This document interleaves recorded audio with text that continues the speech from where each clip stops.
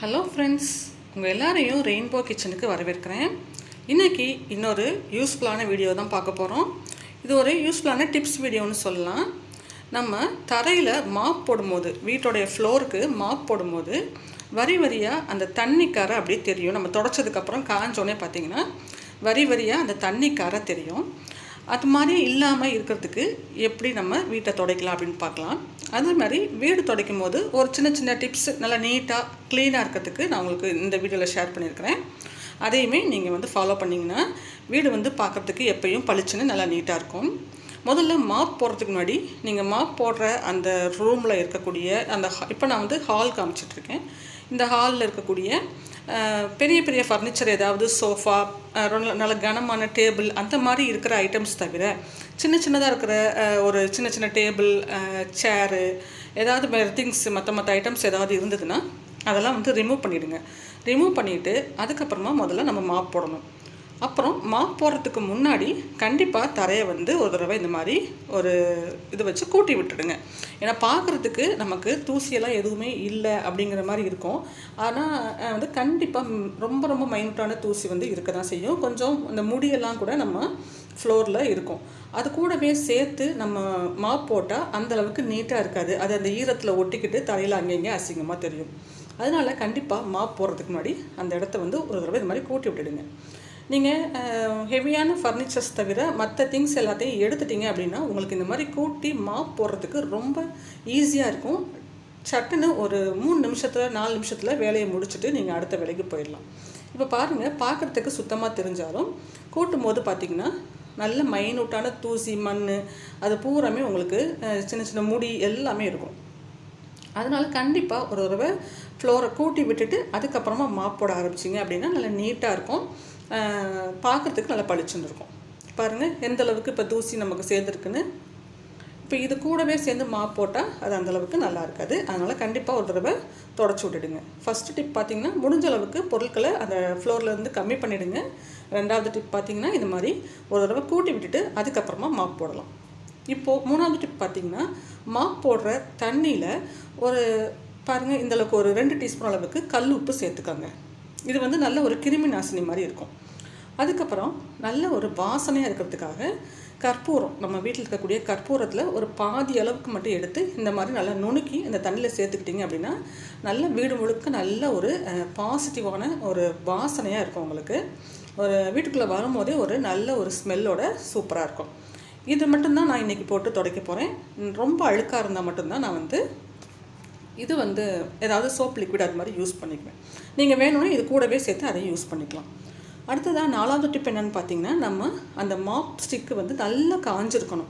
ஈரமாக இருக்கிற mop stick use பண்ணி நீங்கள் ஃப்ளோரை தொடச்சிங்கன்னா என்ன தான் நீங்கள் வாசனையாக இருக்கக்கூடிய லிக்விட்ஸ்லாம் போட்டு ஃப்ளோர் கிளீனர்லாம் போட்டு தொடச்சா கூட வீட்டில் ஒரு மாதிரி ஸ்மெல் அடிக்க ஆரம்பிச்சிடும். அதனால் எப்பயுமே மாப் போட்டுட்டு இந்த ஸ்டிக்கை நல்லா வெயிலில் காய வச்சு நல்லா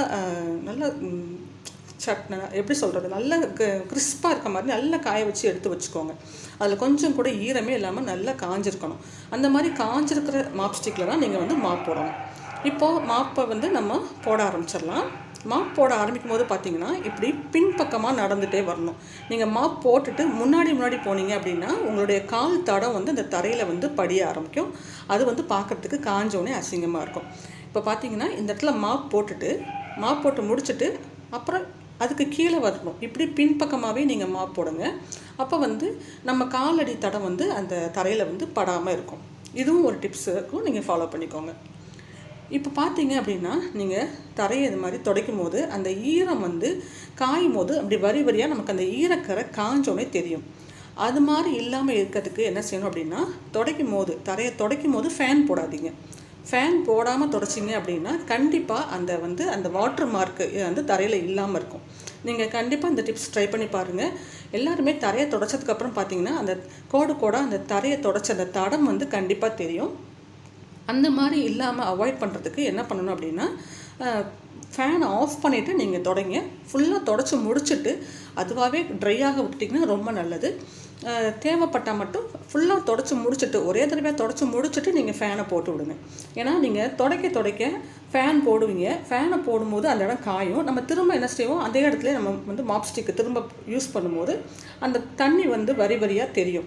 இந்த டிப்ஸ் வந்து நீங்கள் ஒரு தடவை ட்ரை பண்ணி பார்த்தீங்கன்னா தான் உங்களுக்கு அது வந்து உங்களுக்கு அது புரியும். நீங்கள் ட்ரை பண்ணி பாருங்கள், நீங்களே ஆச்சரியப்படுவீங்க. இப்போ நீங்கள் துடைக்கும் போது ஃபேனை வந்து கண்டிப்பாக ஆஃப் பண்ணி வச்சுடுங்க. தொடச்சி முடிச்சுட்டு தேவைப்பட்டால் மட்டும் போடுங்க. கொஞ்ச நேரம் இந்த பக்கம் வராமல் இருந்தாலே வந்து அது ஆட்டோமேட்டிக்காக தன்னால் காஞ்சிரும். அந்த மாதிரி ஃபேன் போடாமல் காயும் போது உங்களுக்கு அந்த வரியான அந்த வாட்டர் மார்க் வந்து இல்லாமல் இருக்கும். நான் இப்போ உங்களுக்கு தொடச்சிட்ருக்கேன், நான் காமிக்கிறேன், நீங்கள் பார்த்தீங்கன்னா நீங்களே தெரிஞ்சுக்குவீங்க. இப்போ இது மாதிரி பின்பக்கமாக நடந்து இந்த ஃப்ளோரை ஃபுல்லாக நீங்கள் தொடச்சி முடித்த பிறகு இப்போ பாருங்கள், நம்ம முதல்ல மாப் போட்ட இடம் லேசாக காய ஆரம்பிச்சிருச்சு, உங்களுக்கு தெரியும். இப்போ போட்ட இடம்லாம் வந்து இந்த மாதிரி ஈரமாக இருக்குது. இதை வந்து இப்போ நான் ஃபேன் போடாமல் தான் காய விடுறேன். ஒரு 2 நிமிஷத்துக்கு அந்த பக்கம் நடக்காமல் இருந்தாலே அது பாட்டுக்கு காஞ்சிரும். இப்போ இந்த இடத்துலலாம் பார்த்தீங்கன்னா உங்களுக்கு தெரியுதுன்னு நினைக்கிறேன், அந்த தண்ணி வந்து நம்ம தொடச்சது இன்னும் ஈரம் காயலை, பார்த்தீங்கன்னா தெரியும். இது வந்து ஃபேன் போடாமல் மட்டும் காய விடுங்க. இந்த இடம்லாம் காஞ்சோன்னே எப்படி இருக்குன்னு நான் திரும்ப உங்களுக்கு ஒரு தடவை காமிக்கிறேன். அப்போ உங்களுக்கு அந்த டிஃப்ரென்ஸ் நல்லா தெரியும். நான் சொன்ன மாதிரி நல்லா கற்பூரம் போட்டு வீட்டை வந்து மாப் பண்ணி பாருங்க. நல்ல ஒரு பாசிட்டிவான ஒரு வாசனையாக வீடு வந்து சூப்பராக இருக்கும். இப்போ பாருங்கள், ஃபேன் போடாமலேயே நம்மளுடைய ஃப்ளோர் வந்து நல்லா ட்ரை ஆகிடுச்சு. நம்மளுடைய காலடி தடம் எதுவுமே இருக்காது. அதே மாதிரி நம்மளுடைய வாட்டர் மார்க் வந்து இல்லாமல் இருக்குது, பார்த்தீங்கன்னா தெரியும் உங்களுக்கு. கோடு அந்த தண்ணி காரம் வந்து ஃப்ளோரில் அசிங்கமாக இல்லாமல் இருக்கும். இந்த மாதிரி இந்த வீடியோவில் நான் சொல்லியிருக்கிற டிப்ஸ் வந்து உங்களுக்கு ரொம்பவே யூஸ்ஃபுல்லாக இருக்குன்னு நினைக்கிறேன். இது மாதிரி நீங்கள் ஒரு தடவை அந்த ஃபர்னிச்சர்லாம் முடிஞ்ச வரையும் அந்த இடத்துலேருந்து ரிமூவ் பண்ணிவிட்டு ஒரு தடவை ஃப்ளோரை கூட்டிட்டு நம்ம தண்ணியில் வந்து கொஞ்சமாக கற்பூரம், கல்லுப்பு சேர்த்து அதுக்கப்புறமா நீங்கள் ஏதாவது லிக்விட் யூஸ் பண்ணுறதுனாலும் அந்த லிக்விடும் போட்டுக்கோங்க. அதையும் போட்டுட்டு நல்லா ட்ரையாக இருக்கிற ஒரு மாப் வச்சு பின்பக்கமாக தொடச்சிக்கிட்டே வாங்க. பின்பக்கமாக தொடச்சிட்டே வந்துட்டு ஃபேன் போடாமல் அந்த இடத்த காய விட்டு பாருங்கள். அந்த வாட்டர் மார்க்கு கொஞ்சம் கூட இருக்காது. நல்லா தொடச்ச பிறகு காஞ்ச பிறகு பார்த்திங்கன்னா வீடு வந்து நல்லா பளிச்சுன்னு சுத்தமாக இருக்கும். இந்த வீடியோ உங்களுக்கு யூஸ்ஃபுல்லாக இருந்தால் கண்டிப்பாக லைக் பண்ணி ஷேர் பண்ணுங்கள். தேங்க்ஸ் ஃபார் வாட்சிங்.